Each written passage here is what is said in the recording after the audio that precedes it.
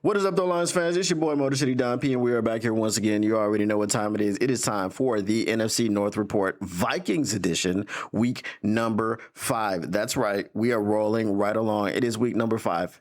Part of doing these types of things, which really sucks, is that you can you got like a record of the weeks just passing by.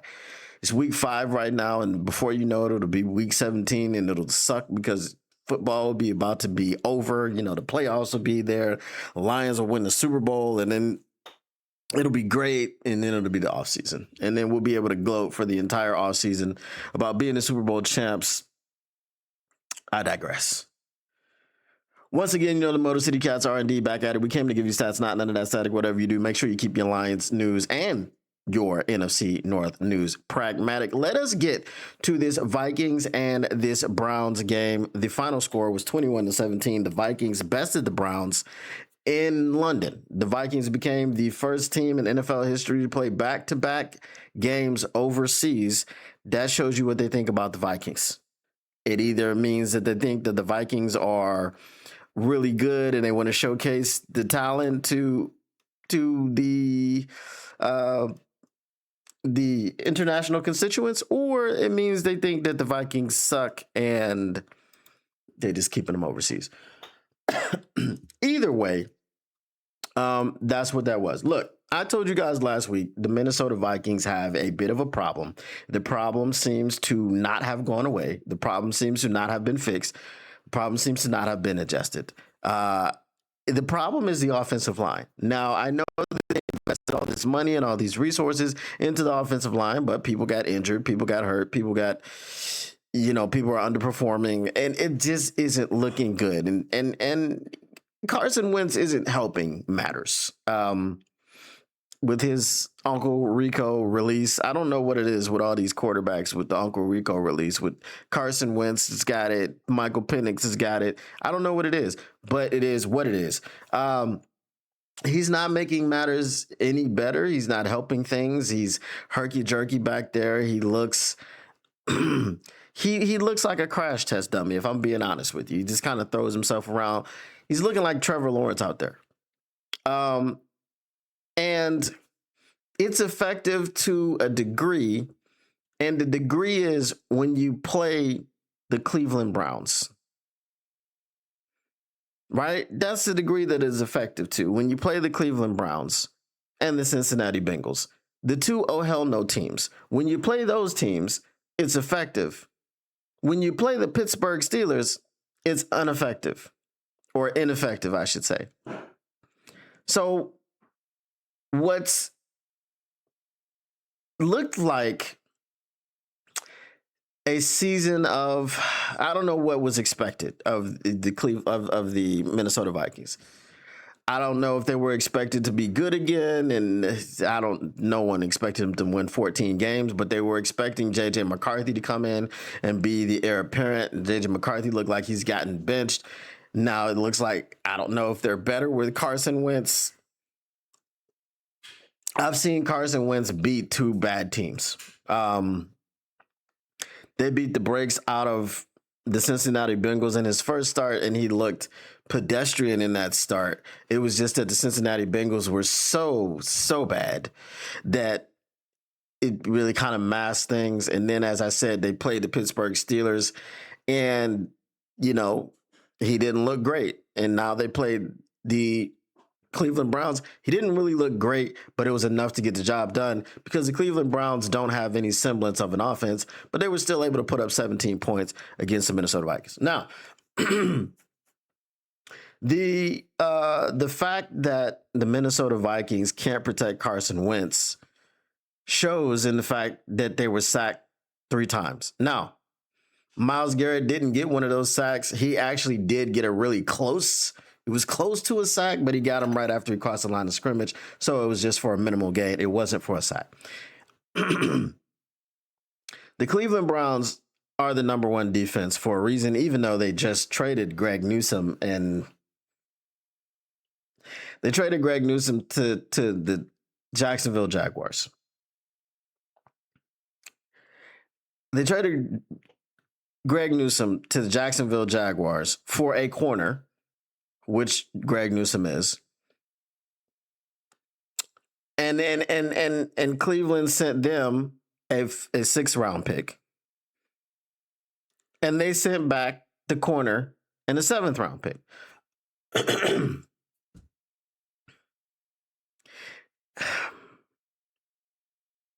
At some point in time,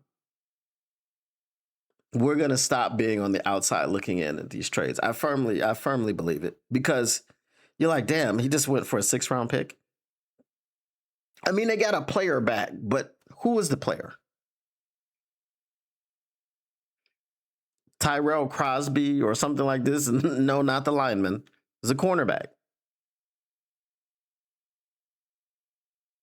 Anyway, we needed a corner. That's what I'm saying. We needed a corner, right? And I'm sure if you're not getting a corner back, because they were just getting rid of Greg Newsome. And if you're going to get, okay, we're just going to get you on a 1-year rental, not even 1 year, we're 5 weeks in. We're going into week 6. So you're going to be a rental for the last 2/3 of the season and then down the stretch. We can give you a 6th and a 7th for something like that. But I digress. It didn't happen. The Cleveland Browns are the number 1 defense in the league. And so it's not to poo-poo anyone who can't move the ball against them or looks inept against them, but they looked inept against the only other good defense which they faced, which was the Pittsburgh Steelers. And the Pittsburgh Steelers don't even look like a good defense this season. You understand? You see what I'm getting at? The only team they didn't look inept against was the Cincinnati Bengals, who just traded for Joe Flacco. So I don't know what's going on with the Minnesota Vikings, but they really don't look like team number 2 in the NFC North. In the matter of one season, one off season, really, the NFC North went from looking like the toughest division in football to 2 teams that are above the other 2, the other 2 being dumpster fires, meaning the Vikings and the Bears. The Packers, I don't know, are they still going undefeated? I lost track. How many games have they won? Because you remember they're going undefeated apparently. After 2 games, after 2-0 start, that was enough.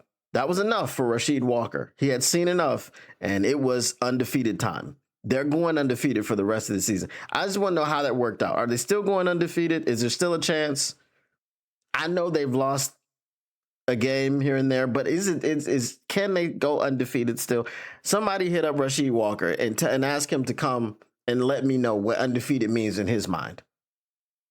Because I think we're using different words here. I'm using undefeated, and he's also using undefeated. But I feel like I know what the word means, and he doesn't. So I just want to know, can the Packers still go undefeated? That's neither here nor there. The Detroit Lions are the clear kings of the North. Okay? Right now, they're the number 1 team in the NFL in the power rankings for week 6. Need I say more? Need I say less? But the Minnesota Vikings, in order to fix this, I don't know what they can do to fix it. The defense of the Minnesota Vikings, the hallmark of Brian Flores' defense is to blitz all night, like it's Remember the Titans. He's not even doing that anymore. And I said this last week. It just looks like he's trying to diversify his portfolio, and it ain't working out too well. It's not. Right? The Minnesota Vikings are currently 3-2. That's great. But again, 2 of those wins are against the Bengals and the Browns. 2 of our wins are against the Bengals and the Browns. 2 of the the Packers lost to the Browns, and they're about to play the Bengals next. We'll see what happens there. I don't know. Their oh hell no tour isn't going off too well, but we'll see what happens.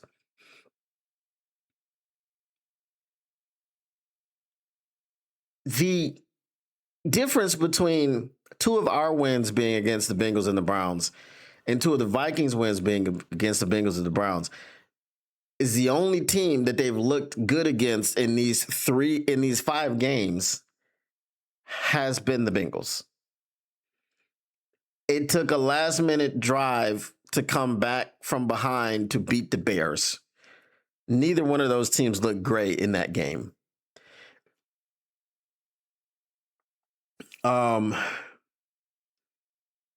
Then who did they lose to after that? They lost to somebody after that, and then J.J. McCarthy got benched. I think it was the Falcons. It was the Falcons because Michael Penix is over there looking like Uncle Rico. So they lost to the Falcons, and then J.J. McCarthy had this mysterious high ankle sprain, mysterious injury. Okay? Hashtag if you know, you use the hashtag. They didn't look good against the Falcons. They made a quarterback change. They looked good against the Cincinnati Bengals. That's it. They didn't look good against the Pittsburgh Steelers, and they lost. They didn't look good against the Browns, and they lost because the Browns don't have any offense. Quinshon Judkins, even though he's not that's not a real name. That's not a real person's name, right? He is from the East-West gang, Key and Peele. You know, like it's like X-Wing at Aliciousness, Hingle McCringleberry, Donkey Teeth. You know what I mean? TJ RJ Juxon the third. Like that, that's where he got this name from. But he put up 110 yards against that team, and ultimately they put up 140 yards total rushing. So I don't know what the Minnesota Vikings have to do. And I'm not going to tell y'all what y'all have to do, Minnesota Vikings fans. It's going to be a long season. The Minnesota Vikings might miss the playoffs. I'm just telling you. I'm just keeping it real.